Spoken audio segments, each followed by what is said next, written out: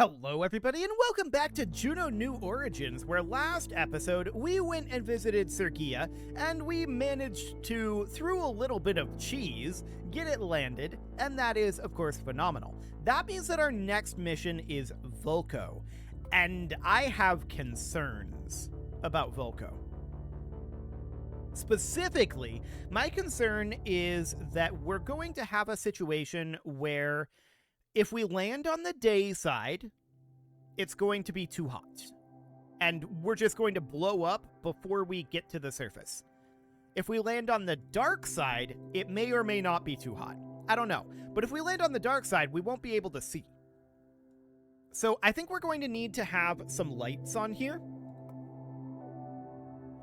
So that's a beacon light there. I'm thinking lights like this. And then they would be located... Basically, we wouldn't include the heat shield, I don't think. That's probably not going to be useful for us here. So we'll get rid of that and save the mass. And then we can then split off... Okay, this would need to go on like this. We would then remove this fuel tank, like that. It's going to be a mildly awkward situation, but we get rid of that interstage. We put this here, and then we pull off this interstage, with the idea being that the spotlights would then go down here, and would be in, like, quad symmetry. Something like this. Perhaps, like,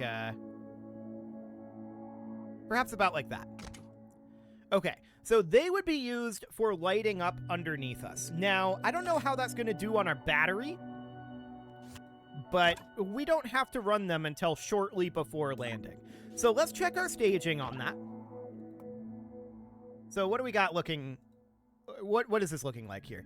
So this is our 1302 engines. That is, of course, quite correct. And then we've got our 223 engines and these interstages. Or 217 engines and these interstages, that is correct. Then we've got the Wyvern engine, and this interstage looks good. Then we've got these 4 engines, our landing legs, and this interstage. Okay, that seems fine. And then these parachutes. Now, in theory, I don't know what the Vulko atmosphere is like. Juno, Vulko... atmosphere. Does it even have one? I know in reality, Mercury has an extremely tenuous atmosphere. Let's see. I'm looking at the atmospheric data here. It is a surface air density of 0.005 kilograms per meter cubed, with a surface air pressure of 278 pascals. Okay. Fade distance is 5K. Atmosphere end is... I don't know what 0.1 means in that regard. But the atmospheric height is 21.4 kilometers. Okay. So we should not assume that we're going to get any appreciable amount of slowdown from this, and that instead we're going to need to ensure that we can land with a powered landing. So, to that end, we've got this here, right? And I want this to be over... specifically Vulko. Okay. Starting thrust to weight 0.24, ending thrust to weight 0.54.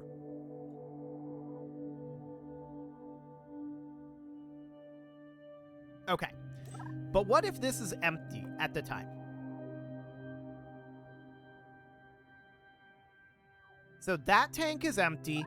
This tank is full, and this tank is full. So this is now 1.11. That is barely positive thrust to weight. Barely positive. So I think we're going to have to crank up the size of these Spirit engines a little bit. I'd like at least like 2.0 thrust to weight. Something like this is, I think, going to be necessary. If we check that in comparison with these now, that's barely positioned correctly. Okay, we're going to want to move these guys down a smidgen to at least there. At least. Yeah, we're at 100% length. We could increase the size of them but that's going to increase the mass a pretty hefty amount. So I'd like to have these be somewhere around like 110 perhaps. We can see that's a 2.07 ending thrust to weight there. Hopefully that'll be enough. Hopefully. Now, this interstage is going to have to be kicked up in size a bit, obviously.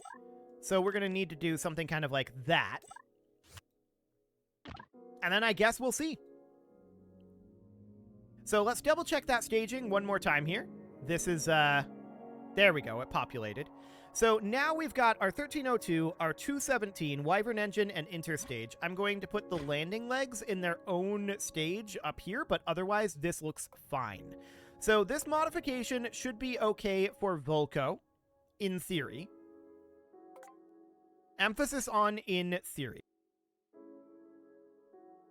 Now the question is, how much DV does it take to get there? And do we have any heat issues, even if we land on the dark side? And is our thrust to weight there? Hopefully, I think it should be. Now, one thing I need to remember to do is refuel this.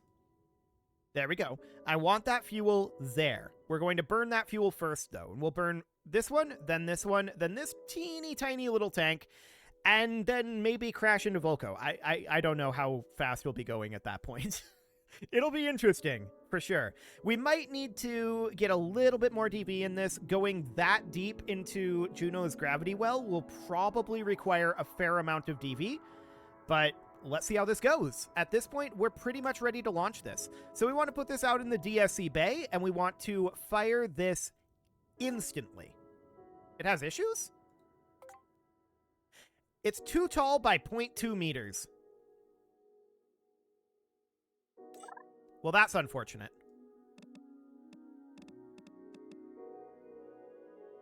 Okay, so we need to just drop this down a tiny bit more.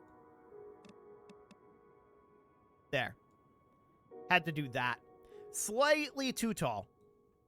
Okay, that'll be because of the extension here. Well, that'll cut down our DV a little bit, but we'll see how this goes. So the very moment we get this loaded in, I want to immediately fire the engines. So I'm going to try to do that.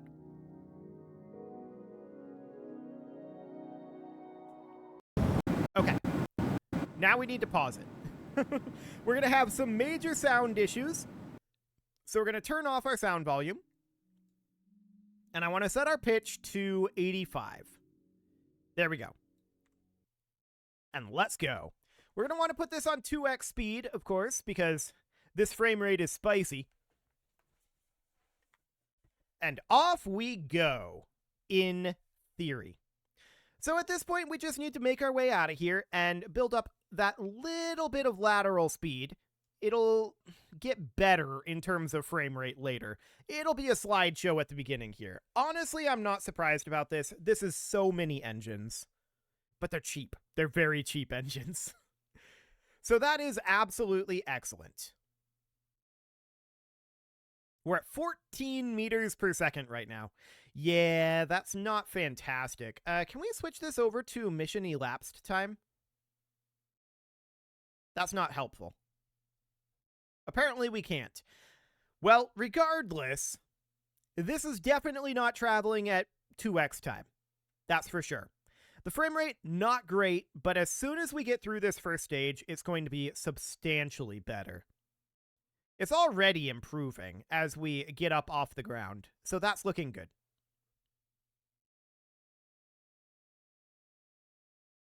So currently we have an apoapsis of about 1 kilometer, which is, you know, not fantastic. Let's move this over into orbital mode here.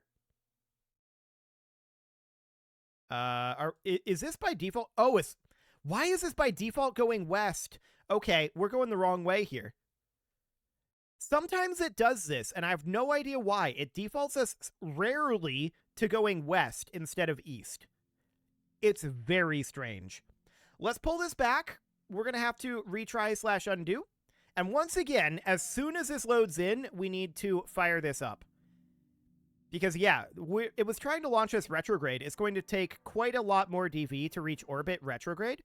So we need to do that. Once again, I'm going to pause. Look at this. This time it's on east. I must have taken it this way by mistake. That must have been me. Okay. Yeah, that was definitely me. Okay, well, I'm sorry about that. I just wasted some time then. We got to take this off to the east side. I didn't realize that this switched which direction it was pointing based on which heading direction you take here. That's interesting. I guess that makes some amount of sense, but it's a little bit of a, like, UI inconsistency, at least in my head. That explains a lot, though, so lesson learned on that one. Let's take this off, and let's get out of here as quickly as we can. So in terms of burn time here, we've got 1.7 minutes. Allegedly. It's actually going to be slightly longer than that, of course, but this should be absolutely fine. So in terms of getting this thing out to Volco, that's going to be interesting. Like I said, it's going to be a fair amount of extra DV. But it shouldn't be too bad, I don't think. We'll see what it feels like. I'm hoping that it's such a difference in terms of the orbital periods between Volco and Drew that we should have a pretty easy time finding a transfer window. The main question I have is that braking burn at the end. That might be pretty significant, but if we can get in low enough, like 40 kilometers above the surface or so, that would be absolutely ideal. The only question then that I have is, are we going to overheat and explode? Maybe. That's a hard maybe. That could absolutely happen, so that's certainly something to think about. Okay, so we're at an apoapsis height of about 3 kilometers at this point. And if that does happen, how do we counter that in this game? I don't think there's, like, radiators. Try to build a sun shield, maybe? Maybe. That'd be interesting. Regardless, we'll give this a go, and if this requires additional engineering, then we'll do it. But if it doesn't, if this just works, then great. So at this point, we've got an apoapsis of about 8 kilometers. We are definitely ramping up this surface velocity. Let's switch into orbital mode. There we go. And that's all looking great. So 10 kilometers at this point for the apoapsis. We're going to be dropping our heading shortly. Or I should say our pitch shortly.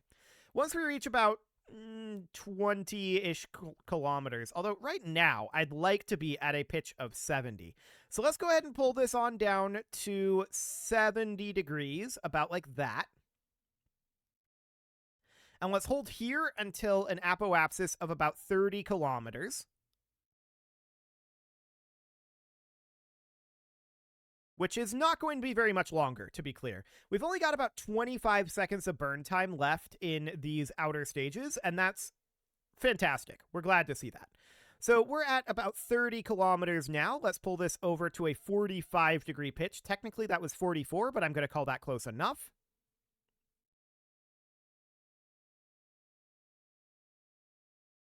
Okay, so we're just working on building up that lateral velocity right now.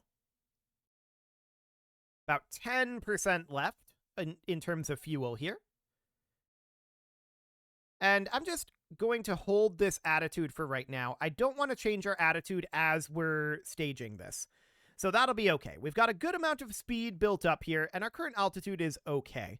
So 3, 2, 1, and those engines are gone. Fantastic. So we'll set our pitch over to 0, although I don't actually want it to be quite that far. I paused it here because we're going to adjust the sound, but I want to have this come down a little bit more slowly. Otherwise, we're going to lose attitude control, and that's not ideal. So let's turn the sound back up so that we actually have some audio, now that the audio won't be horribly bugged. Excellent. And making sure that this is under control, let's drop this another 10 degrees. Looking good. I'm going to put this at 15 degrees now.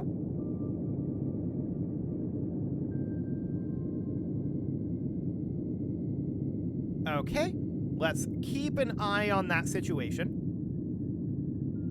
Yeah, see, we're overshooting this. This is why I put it here at 15 degrees. But now that it's slowed down nicely, I'm just dropping it ever so gently. Right like that. Beautiful. And let's build up a bunch of lateral velocity here. We're basically in orbit at this point, and we are overshooting this slightly, but let's pull that right back up. Okay, heading, please don't do that. Heading at 90, please. Thank you very much. Okay. What I wanted was to put our pitch right at 0. There we go. That'll do. So obviously our apoapsis is getting pretty up there, which is absolutely fine for right now. What I want at this point is simply lateral speed. So this is looking very, very good. We've still got another roughly 800 meters per second here. We're in space at this point, by the way. We're in vacuum, so we can extend our solar panels without any concern, which is exactly what we're going to do. Wonderful. And we've got about another 300 meters per second left in this SRB. So that's going to get us pretty close to 3 kilometers per second, but not quite there. Okay, stage separation. Let's get a little bit of distance here, shut that down, and let's head on out over here. Plan burn at apoapsis. 177 kilometers sounds fine to me. So this is going to be something like... this is good enough. 545 meters per second. Okay. I'm not hugely happy about it, but I guess it'll do. Okay, so let's lift that up into orbit. We can definitely go into 2x, and then we can start plotting our trip over to Vulco. So first things first, we're going to want to escape, of course. And that's going to be a bit of a whole thing. That's going to use a fair amount of our remaining fuel. And I wonder what inclination Vulco is in. Of course, the next location that we're going to be going is going to be probably Handrew's Comet, which is, I believe, out over this way. And then we've got Tydos and its moons, and then there's also Urados out here. So I think we've got a gas giant and an ice giant, is my understanding. But if we set Vulco as our target here, we can look at that inclination. Okay, sure. That seems relatively fine. Cool. So at this point, of course, we need to be back over here and getting ourselves into orbit, but that is complete at this point. So if we plan a burn here, and this is a pro-grade burn, and we just escape like so. Escape velocity is pretty extensive for sure, but I want to see what direction this is going. Okay. That's very interesting.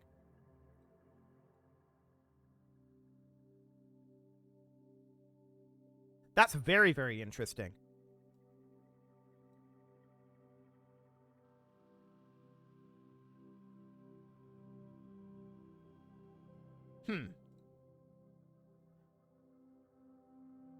Timing is not perfect here, but I'm wondering what would happen if we did this in a while instead of doing this here, right? We're in an okay transfer window here.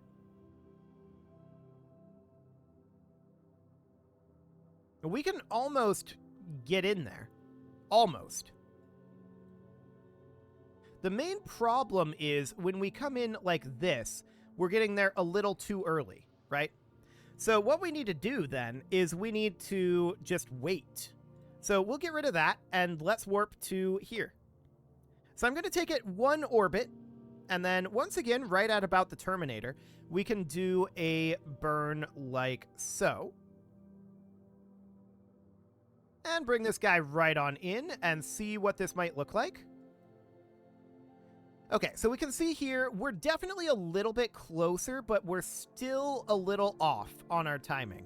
So we can take this around another orbit or two, for sure. So let's go ahead and warp to here. There we go. And at this Terminator. And we may want to just change our overall burn timing as well. But this is looking pretty okay. So yeah, you can see here, that's definitely not exactly what we want in terms of timing. It's kind of close though. So what I want to do here is I want to keep an eye on that closest approach info. That's actually giving us an encounter. 220 megometers. Now, this is not an ideal timing. We would prefer it to be right up over here. It'll be a much, much cleaner braking burn for us if that happens. So maybe what we should think about doing is giving it some amount of time. The question is how much time? Because yeah, I would really prefer that the encounter happen right here. So that means that we're going to have to wait for this to be like 6 days, I think. Something like that. So if that's the case, then we should fast forward something like 5 days or so. I'm going to do this. There we go. Okay, so this is 335 days. It's still kind of slow. 336. 337. 338. Okay, I gave it 4 days. Let's see what it looks like now. So if we do our burn here, we should be in a slightly different phase. Let's push this right on out. And see how much closer this is. It's definitely a little bit closer. You can see just how much slower this this braking burn would be. Or that's not really what the braking burn will be. But we should give this a couple more days, I think. We know that we needed to take this 6 days, and I took it 4. I wanted to see how that was progressing it. So let's take this. Oh, please don't do this. That's horrific. There we go. Let's take this to, that's 339, and that's 340. Okay. So now this should be approximately the right timing, in theory. So now we would push this out. Okay. And we would get this timing. Oh, that's so much better. That is so much better timing. I love it. So we'd now look to dial this in, turning the sensitivity way, way, way down. Okay. I don't love the radial burn here necessarily. Let's not do that for right now. We may need to do a little bit of a normal burn. I would like to get this closest approach a lot closer than this. A little bit of radial timing here is not the worst thing in the world.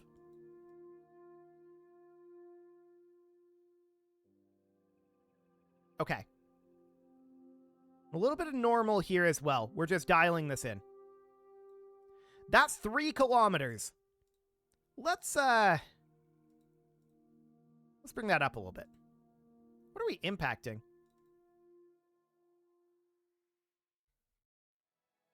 According to this is just a straight up impact on Volco.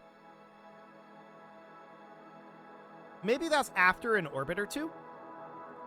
I don't know. This is 243 kilometers. Now it's 623 kilometers. And claiming 15 kilometers per second of differential. Yeah, that's not accurate. Let's put ourselves somewhere around here then, and we can dial this in a little later on. So this is medium accuracy. Let's go ahead and do this. We're going to have to do a corrective. Okay, so let's crank this up to 2x. It's going to be a 4.4 minute burn.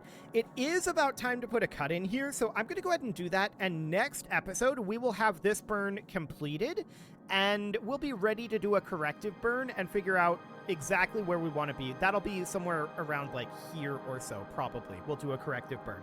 So that'll be okay. We'll see what this ends up looking like at the end of this burn. You can leave your offerings to the engagement gods in the form of likes, comments, subscribes, and bell ringings, and a very special thank you to all of the channel members for making this video possible, including ALS Gamer, Andy McGard, Dark Horse, Xenocyte, Upper Cumberland Gamers, Nick Smarty, Dimitri H, Punching the Microphone, The Lounge STL, and all the rest. And of course, you. Thank you for watching. If you'd like to support the channel, you can click the join button down below the video, and as always, I will see you all next time.